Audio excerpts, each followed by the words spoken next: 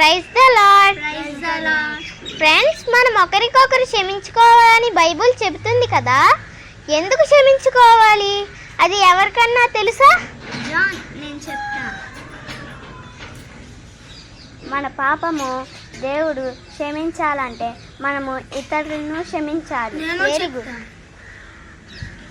మన ప్రార్థన దేవుడు వినాలంటే ఇతరులను క్షమించాలి. కానీ అన్నిసార్లు మనం క్షమించగలమా?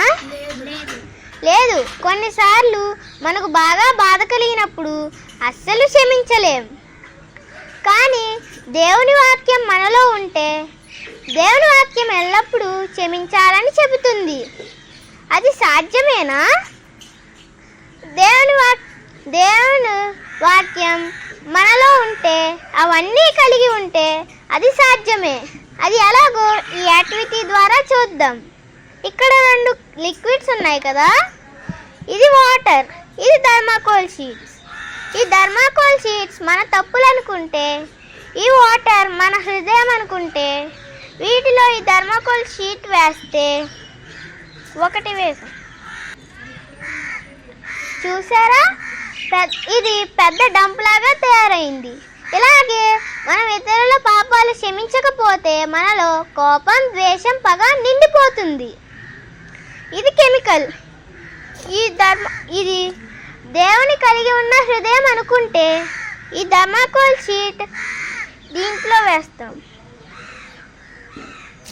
చూసారా? ఇంకోటి వేద్దాం.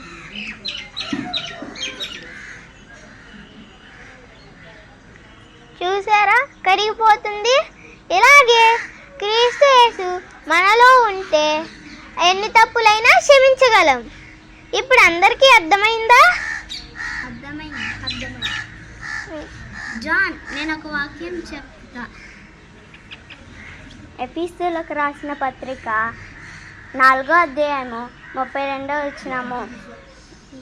ఒకని ఎడల ఒకడు దయ కలిగి కరుణా హృదయులై క్రీస్తునందు దేవుడు మిమ్మును క్షమించిన ప్రకారము మీరును ఒకరికొకరు క్షమించుడి. చెప్పిన వాక్యం మీకు అందరికీ అర్థమైంది కదా.